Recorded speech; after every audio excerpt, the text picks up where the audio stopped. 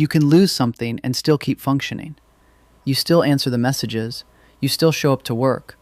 You still sit in the same seat at church and sing the same songs and tell people you're doing okay. But there's a version of your life you thought you were going to have, and somewhere along the way, it was taken, or it fell apart, or it just quietly slipped past you while you were surviving something else. And nobody knows that you still think about it.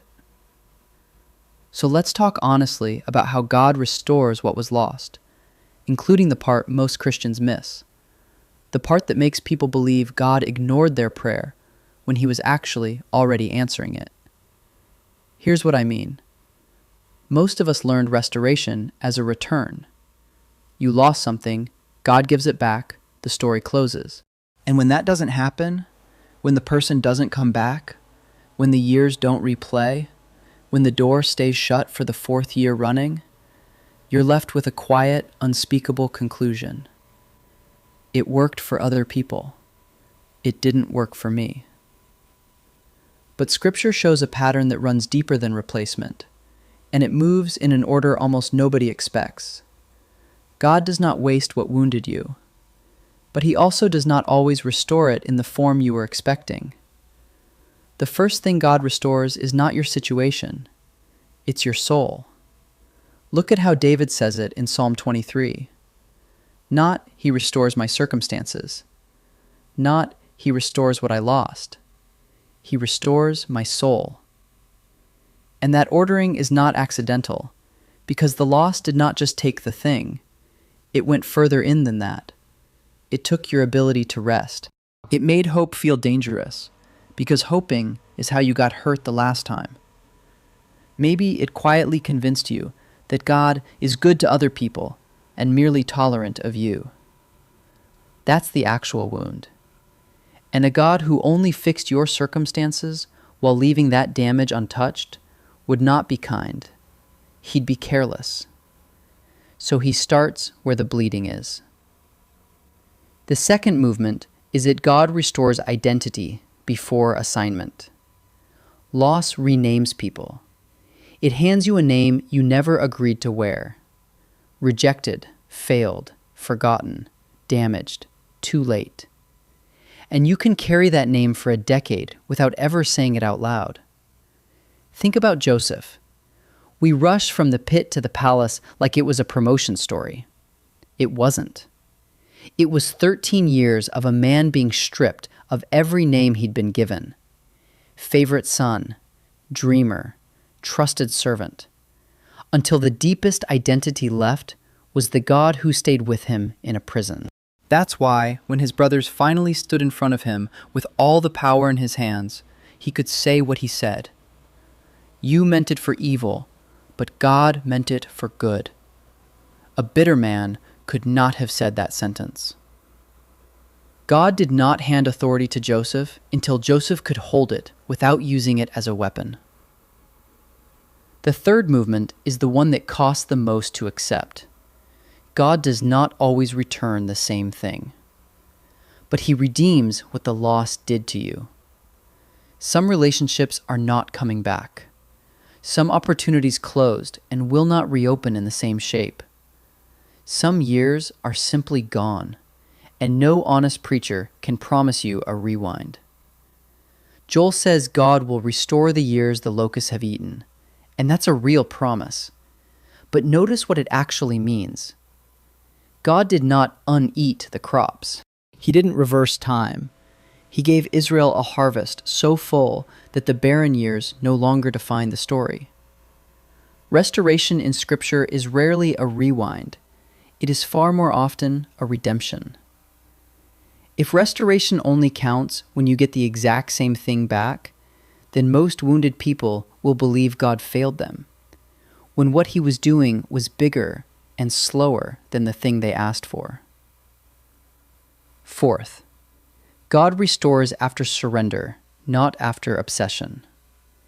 And I want to say this gently, because this is where people get hurt by bad teaching. Grieving is not unbelief. If you're still sad about it 3 years later, you are not spiritually weak. Jesus wept at a grave he was about to empty. But there is a difference between grieving something and building your whole faith around it. Some of us have turned the lost thing into an altar. Every prayer circles back to it. Every promise in Scripture gets bent toward it. And underneath, without meaning to, we've made a trade. God, you can have my worship if you give me that back.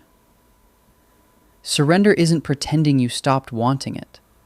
Surrender is saying, I still want it, and I'm handing you the outcome anyway, because you are worth following, even if the answer is no. Fifth, God restores in layers, not all at once. This one matters more than it sounds. Peace often comes before clarity. Strength usually comes before opportunity. The decision to forgive nearly always comes before the feeling of freedom. Direction comes long before the door opens. So the absence of the whole answer is not evidence of an absent God. Ask yourself something concrete. Can you talk about it now without your voice changing? Do you sleep better than you did last year? Has the bitterness loosened even slightly? That's not nothing. That is repair happening in a layer you weren't watching. Sixth, God's timing is tied to formation, not to desperation. And I know how that lands when you're tired. But think about Ruth, a widow in a foreign country with no security and no plan. And what does the text actually show her doing? Gleaning. Picking up leftover grain in whatever field was in front of her, day after day, taking care of an old woman who had nothing to give her back. She did not engineer a miracle. She was faithful in an ordinary field, and the field she happened to be in belonged to a man named Boaz. Her redemption came through a door she wasn't trying to open. God is not withholding restoration to punish you. He is often building someone who can carry it without being destroyed by it, because a gift handed to an unhealed heart becomes a burden or an idol, sometimes both. Which brings us to the last thing, and the deepest. God's final pattern is not replacement, it's redemption. Isaiah says God gives beauty for ashes, the oil of joy instead of mourning. Read it slowly. Not beauty instead of the fire ever happening. Beauty for the ashes. The ruined thing itself becomes the raw material.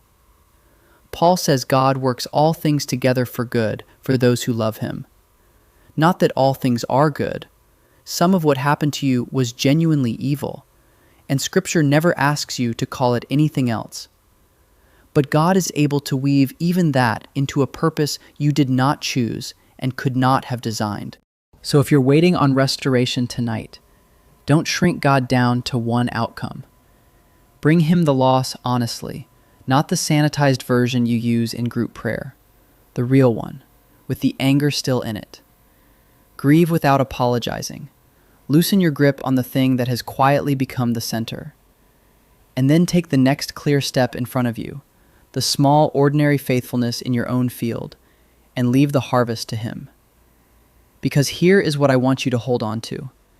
He does not only know what you lost, he knows exactly what losing it did to you.